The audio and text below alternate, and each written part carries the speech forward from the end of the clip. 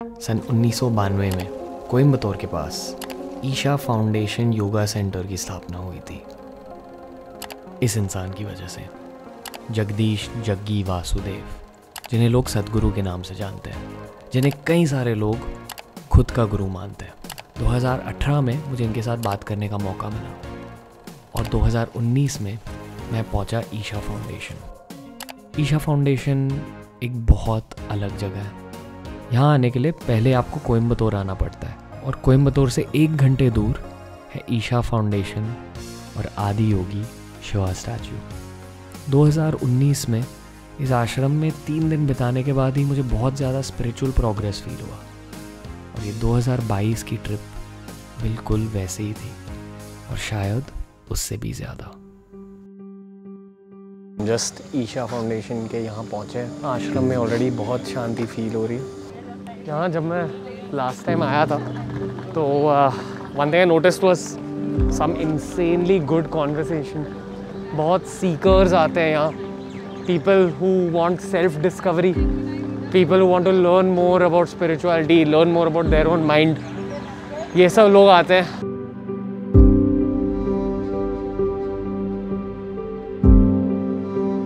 मैंने इस जगह को पहले एक्सपीरियंस किया। रिकवरी ऐसे तुरंत हो जाती है। जो नींद आपको यहाँ मिलती है, जो सांस आप यहाँ लेते हो, इफ़ेक्टिव होती है, बहुत ही ज़्यादा स्ट्रॉन्ग होती है।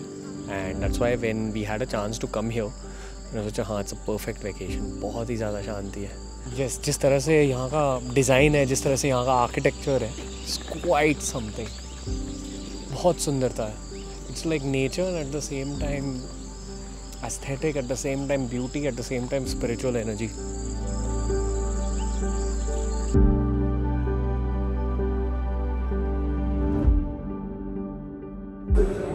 खा रहे हैं बहुत ही साफ़ सुथरा घरेलू खाना ईशा फाउंडेशन का। और साफ़ सुथरेपन की बात की जाए तो प्राजक्त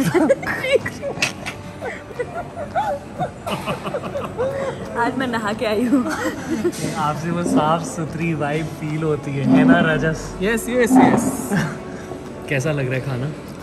पैलेट क्लेंस करने के लिए खाने से पहले it's like it helps you fight like acidity and like indigestion and things like that. थोड़ा सिस्टम रिबूट टाइप हो जाता है वो पीने के बाद, but it's really good. Drink? It's a shot, go for it. See? What does it taste like? Really bitter and like herbal. It's a lot. It's a lot. Way more bitter than I thought. हाँ, खाना हो गया और अब हम प्लेटें धोएंगे। It's one thing I like about coming to the ashram, सब कुछ खुद करना पड़ता है, सेल्फ सर्विस। दोस्तों, विनम्रता यानी कि ह्यूमिलिटी है ये आश्रम की परंपरा। इस आश्रम में आप जहाँ भी मुड़ोगे आपको सुंदरता दिखाई देगी, दिव्यता दिखाई देगी, शिव जी, देवी माँ की झलक दिखाई देगी और सद्गुरु की खुद की एनर्जी दिखाई देगी। हम ईशा फाउंडेशन आए थे सद्गुरु से बात करने। हम जस्ट आए हैं शूट के लिए। सद्गुरु के साथ एक इंटरव्यू है। Looking so nice. बहुत ज़्यादा कमोशन फील हो रही है। सद्गुरु अब आने वाले। ओह,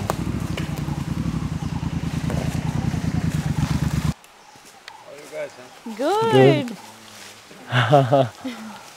दोस्तों, वैसे तो सद्गुरु से हमने बहुत सारी बातें करी, पर इस पॉडकास्ट का मुख्य टॉपिक था सेव सॉइल।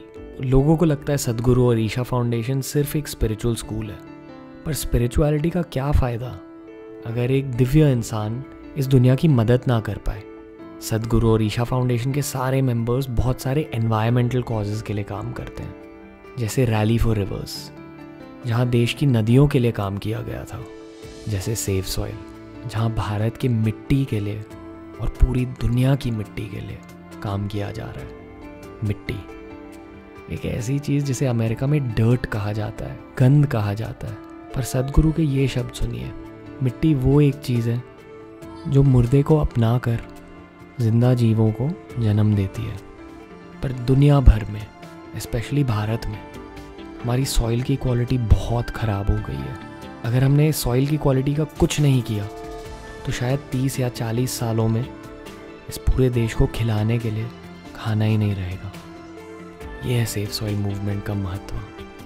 और इंडियन यूथ होने के नाते हम सभी को सेफ सॉइल मूवमेंट के बारे में जानना चाहिए, इस सॉइल की समस्या के बारे में जानना चाहिए और सद्गुरु के साथ मिलकर गवर्नमेंट को एक मैसेज डिलीवर करनी चाहिए, जैसे हमने लिंक किया है डिस्क्रिप्शन बॉक्स में। सद्गुरु से बात करने का एक्सपीरियंस कैसा रहा आपका? यार उनसे आप ना प्रिडिक्ट ही नहीं कर सकते हो कि किस तरह की बात होने वाली है या how you are going to feel. Exactly. जैसे मेरे पूरा टॉक हो गया, मैं सही थी और फिर टॉक ख़त्म होने के बाद एकदम से मेरे आंखों से आंसू या डूड। और फिर फोटो निकालने का टाइम आया तो मेरे हाथ में सेव सॉइल का पोस्टर। मैं बस बताना चाहती हूँ कि I am very passionate about save soil but I didn't cry for that. I cried because of the conversation that happened before. Yeah, I saw you crying. I was like, okay, what was the emotional? I was like, what happened here? आश्रम में आते ही आप तुरंत ये notice करोगे कि यहाँ का हर कोई बहुत ही ज़्यादा एनर्जेटिक है। लोग यहाँ 3-4 घंटे सो के हाई एनर्जी लेवल्स लेके यहाँ वहाँ घूमते हैं। और ये सारे के सारे लोग कहते हैं कि उनके स्पिरिचुअल प्रैक्टिस की वजह से, उनके योग की वजह से उनके एनर्जी लेवल्स इतने हाई हैं। मैं कहता हूँ कि ईशा फाउंडेशन के जितने रूल्स हैं उनकी वजह से ये सारे के सारे लोग खुश हैं, शांत हैं। What is life like here at Isha? You know, the most funny part is that everyone tells you, you stick to your work, stick to your job, stick to, you know, bringing up a family and all this. And I couldn't relate to that. So when Sadhguru came and showed me that there was a way to really care about more than just a little bit of whatever around us, circle around us, I jumped on the chance and came here. It's like there is some kind of system and order to things, but at the same time, you never know what to expect with Sadhguru. The day you think you know what he's going to do next, something else comes up that's even crazier than the day before. When are you in India since? I started living here since 2019, so for the last almost 3 years, I would say. You said something about the people here as well. You said that when you spoke to the people here, it gripped you. So what was it about the people here? I would say it's just that openness and that willingness which is there.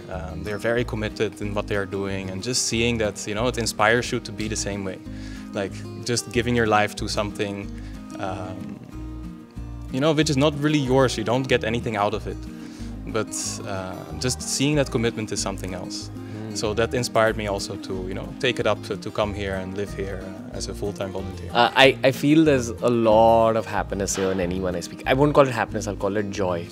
Yeah, I mean, tears are coming in my eyes just talking about it now. Because it's not something you contain. It's like, you know, it grows as you share it, it grows, and it's just uncontainable at some point. Rajesh अन्ना, आपको लोग रोसेश की acting कितनी बार बोलने को कहते हैं, करने को बोलते हैं, sorry. Okay, so there is one for you especially. मामा का पर्स जैसे हॉस्पिटल की प्यारी कोई नर्स। मामा के पर्स में रखा टिश्यू पेपर करता है पसीने का इलाज, और लिपस्टिक हो जैसे भूखे होठों का नाच। राजेश कुमार सर जैसे बहुत सारे एक्टर्स, सेलिब्रिटीज सद्गुरु के यहाँ आते हैं खुद की स्पिरिचुअल अवेकनिंग के लिए। क्यों? क्योंकि आदि योगी की मूर्ति के साथ साथ यहाँ एक और चीज़ है जिसका नाम है ध्यान लिंगा। कहा जाता है कि ध्यान लिंगा के आसपास 10 मिनट गुजारने के बाद भी आपके भीतर की दुनिया साफ हो जाती है, आपका मन स्पिरिचुअली अवेकन हो जाता है और आपकी स्पिरिचुअल जर्नी बहुत ज़्यादा आगे चले जाती है। ध्यान लिंगा को और गहराई से जानने के लिए पहले आपको ये शब्द जानना पड़ेगा, कॉन्सेक्रेटेड, यानी कि वो प्रोसेस जिसकी वजह से एक जगह या एक चीज़ चार्ज्ड हो जाती है। जैसे आप फ़ोन चार्ज करते हो वैसे ही मंदिर भी और ज़्यादा चार्ज हो सकते हैं, मूर्तियाँ भी और ज़्यादा चार्ज हो सकते हैं, और एक दिव्य शिवलिंग कॉन्सेक्रेट हो सकता है। ध्यान लिंगा में आपको कोई भी रिचुअल, कोई भी पूजा करने की ज़रूरत नहीं है, आपको केवल वहाँ बैठने की ज़रूरत है। हम वहाँ बैठे पूरी टीम के साथ और हर टीम मेंबर को शांति भी फील हुई और स्पिरिचुअल प्रोग्रेस भी फील हुआ। क्या वाइब फील हो रही है? बहुत कम्युनिटी टाइटली निट, एकदम ऐसा जो सपने में इमेजिन करते हो ना, पूरी दुनिया एकदम पीसफुल हो गई तब। So you feeling like a mini peaceful planet over here. feeling a different, different energy levels here in everyone, I feel. क्या फील हो रहा है? जैसे आप कहते हैं बहुत पीस फील हो रहा है, बहुत अच्छी vibe. Good, very positive. I was just feeling the blessings coming on me. तो यहाँ basically you can say central zone है पूरे आश्रम का. आगे ध्यान लिंगा, लिंगा भैरवी यानी कि देवी माता का टेम्पल, वो सब बनाया गया है. यहाँ ना आपको दोनों मॉडर्न और ट्रेडिशनल दुनिया का मिलन देखने को मिलेगा. बहुत शांत है यहाँ के लोग, बहुत अच्छे हैं, स्वीट है सभी. यहाँ जो काम हो रहा है, नॉट जस्ट स्पिरिचुअल वर्क, जो एनवायरमेंटल काम हो रहा है, जो इम्पैक्ट बेस्ड काम हो रहा है, यहाँ के आसपास के जो गांव हैं उनके लिए जो अच्छा काम हो रहा है, उसके बारे में सिर्फ आप यहाँ आके सीखोगे. So there is a lot that India needs to discover about Isha Foundation in Coimbatore यार. ध्यान लिंगा के अलावा यहाँ एक भैरवी मंदिर भी है और सूर्य कुंड और चंद्र कुंड नाम की जगहें हैं. सूर्य कुंड और चंद्र कुंड 2 अंडर वाटर बॉडीज़ हैं जहाँ अंडरग्राउंड वाटर के ठंडे पानी के पूल बनाए गए हैं. कहा जाता है कि वहाँ एक डुबकी लेके आपको फिर ध्यान लिंगा के यहाँ जाना चाहिए, फिर मंदिरों में जाना चाहिए. पर इन चीज़ों के बारे में हम अगले व्लॉग में बात करेंगे. पर अभी के लिए मैं आपके साथ एक दिल की बात शेयर करना चाहूँगा. दोस्तों, मैंने जब भी सद्गुरु से खुद बात की है, मेरी खुद के पर्सनालिटी में बदलाव आ जाते हैं. मैंने उनसे ये समझा कि हर किसी की एक पर्सनालिटी रहती है, पर पर्सनालिटी भी हमारे मन से निकल के आती है. आपके गम, आपकी लाइफ में जो भी बुरा चल रहा है, वो भी आपके मन की बनाई हुई बातें हैं. सद्गुरु से मैंने ये सीखा कि detach your self from your thoughts.